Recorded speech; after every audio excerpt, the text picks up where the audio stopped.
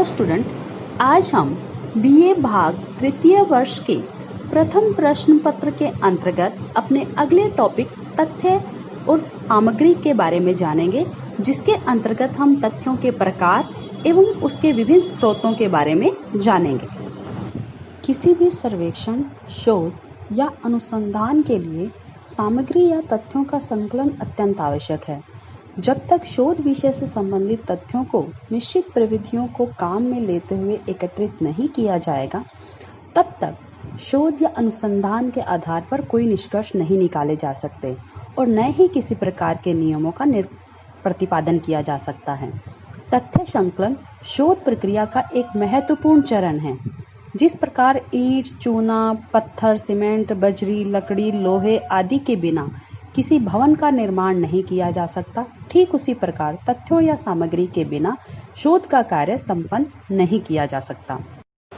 इस प्रकार हम कह सकते हैं कि शोध या अनुसंधान के लिए विश्वसनीय तथ्यों या सामग्री का होना नितांत आवश्यक है। अब हम जानेंगे तथ्य सामग्री का अर्थ। Meaning of data. तथ्यों के अंतर्गत उन बातों या सूचनाओं को सम्मिलित किया जाता है जो अवलोकन के योग्य हो और जिन्हें लिखित रूप में रखा जा सकता हो। इस प्रकार तथ्यों या डाटा का तात्पर्य ऐसी सूचनाओं, सामग्री व आंकड़ों से है जो क्षेत्रीय कार्य और द्वितीयक स्रोतों के माध्यम से प्राप्त किए जाते हैं। हम इस प्रकार भी समझ सकते हैं कि वैज्ञानिक ज्ञान की सीमाओं के विस्तार हेतु शोध प्रयत्नों के आधार पर संकलित की गई साधारण सी लगने वाली छोटी छोटी सूचनाएं भी लाभदायक होती हैं। इन्हीं सूचनाओं को तथ्य या सामग्री के नाम से पुकारा जाता है। अब हम आगे बात करेंगे तथ्यों के प्रकारों के टाइप्स ऑफ डाटा।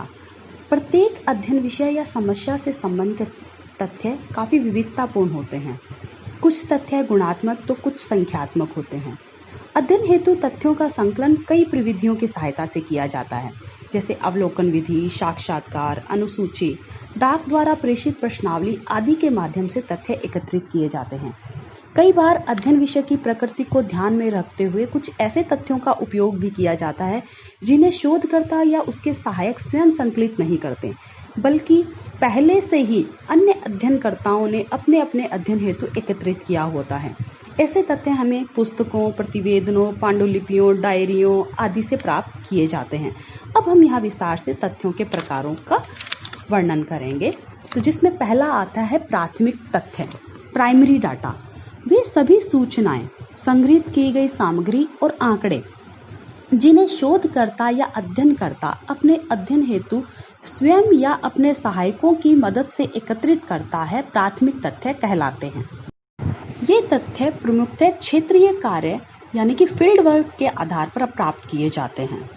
प्राथमिक तथ्य के अंतर्गत श्रीमती पीवी यंग ने लिखा है, प्राथमिक तथ्य सामग्री का तात्पर्य उन सूचनाओं व आंकड़ों से है जिनको पहली बार संकलित किया गया हो तथा जिनके संकलन का उत्तरदायित्व शोधकर्ता या अन्वेषणकर्ता का अपना होता है।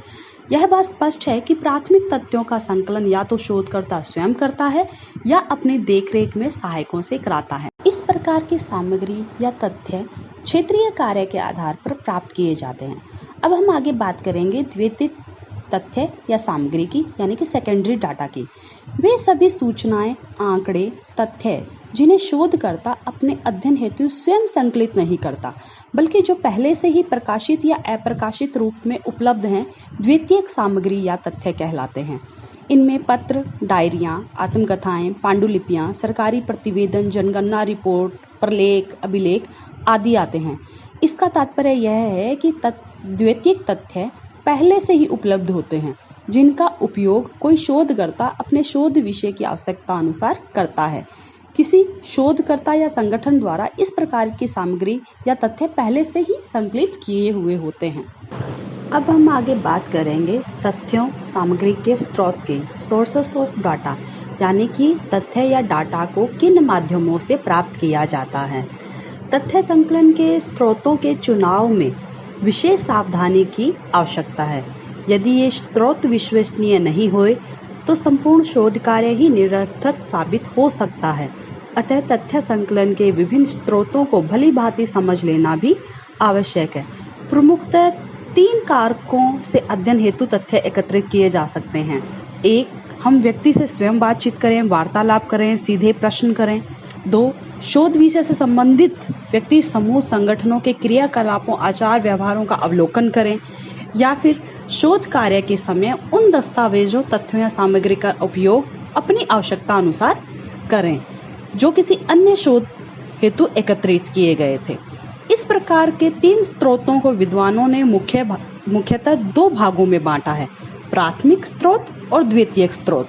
तो हम पहले बात करेंगे प्राथमिक स्रोत, प्राइमरी सोर्सेस की।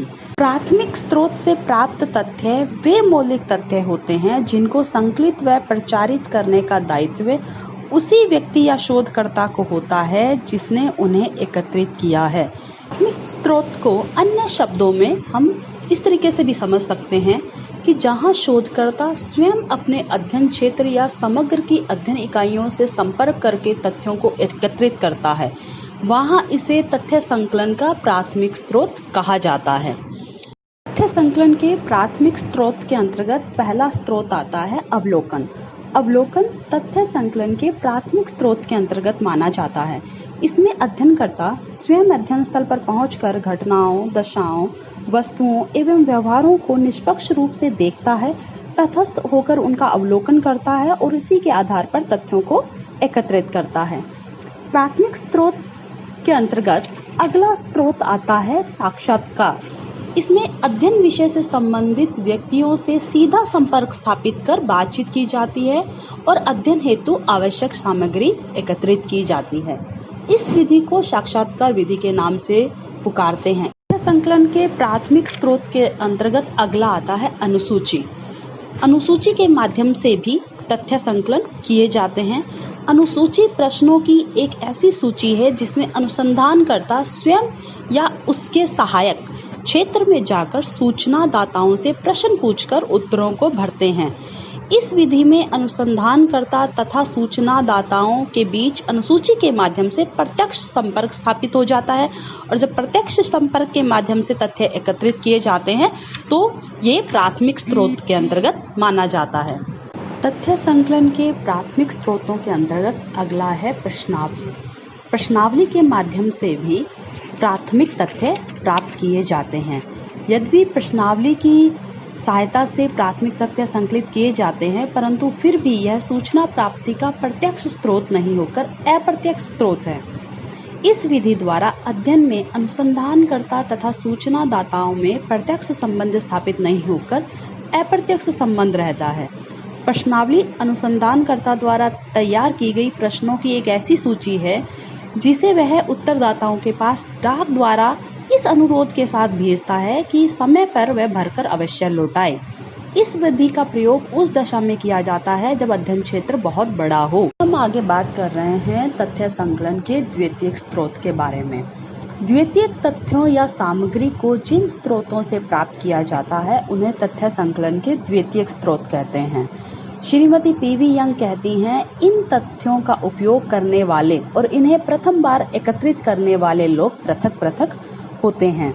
द्वितीयक स्रोतों से कई बार सुगमता से ऐसी सूचनाएं मिल जाती हैं जो प्राथमिक स्रोतों से नहीं मिल पाती हैं। तथ्य संकलन के द्वितीयक स्रोतों को प्रमुखतः 2 भागों में बांटा गया है, व्यक्तिगत प्रलेख और सार्वजनिक प्रलेख। पहले हम बात करेंगे व्यक्तिगत प्रलेख की। व्यक्तिगत प्रलेख के अंतर्गत वह महत्वपूर्ण और लिखित सामग्री आती है जो एक व्यक्ति अपने स्वयं के बारे में या सामाजिक घटनाओं को एक विशेष दृष्टिकोण से देख समझकर प्रस्तुत करता है। व्यक्तिगत प्रलेखों में व्यक्ति के विचारों, भावनाओं, आदर्शों आदि का समावेश हो सकता है। पत्र, डायरी, जीवन इतिहास, संस्मरण व्यक्तिगत प्रलेखों के अंतर्गत आते हैं। इसमें हम यहाँ पर थोड़ा विस्तार से बताएंगे। पहला है पत्र। सामान्य व्यक्ति अपने जीवन में कई बार पत्र लिखता है। अधिकांशतः पत्र व्यक्तिक होते हैं, परंतु फिर भी ये महत्वपूर्ण सामग्री प्रस्तुत करते हैं। अध्ययन की दृष्टि से इतिहासकारों एवं जीवन लेखकों द्वारा पत्रों का विशेष उपयोग किया गया है। व्यक्तिगत प्रलेख के अंतर्गत अगला है डायरी। कई लोग अपने दिन प्रतिदिन की घटनाओं को डायरी के रूप में लिखना पसंद करते हैं। चूंकि डायरी एक पूर्णतः गोपनीय दस्तावेज है, अतः व्यक्ति के जीवन की रहस्यमयी बातों का पता लगाने का यह एक विश्वसनीय स्रोत माना जाता है। व्यक्तिगत प्रलेखों के अंतर्गत अगला है जीवन इतिहास। तथ्य संकलन के द्वितीयक स्रोत के रूप में जीवन इतिहास का काफी महत्व है। जीवन इतिहास आत्मकथा के रूप में स्वयं द्वारा भी लिखा जा सकता है और किसी अन्य व्यक्ति के द्वारा भी। ये दोनों ही द्वितीयक तथ्य संकलन के स्रोत हैं। किसी महापुरुष के जीवन इतिहास से उसके समय की सामाजिक, आर्थिक, राजनीतिक, सांस्कृतिक विभिन्न प्रकार की घटनाओं को समझने में हमें सहायता मिलती है। व्यक्तिगत प्रलेखों के अंतर्गत अगला आता है संस्मरण। कई लोग अपनी यात्राओं, जीवन की महत्वपूर्ण घटनाओं एवं रोमांचकारी अनुभवों को संस्मरण के रूप में लिखना पसंद करते हैं और उन्हें समय समय पर व्यक्तियों को सुनाते भी हैं। ये संस्मरण न केवल व्यक्ति के जीवन अनुभवों का लेखा जोखा होता है, बल्कि काल विशेष के समाज की दशाओं का चित्रण भी करता है। अब हम तथ्य संकलन करने के द्वितीयक स्रोत के अंतर्गत सार्वजनिक प्रलेख की बात करेंगे। सामग्री संकलन के द्वितीयक स्रोत के रूप में सार्वजनिक प्रलेख का काफी महत्व है।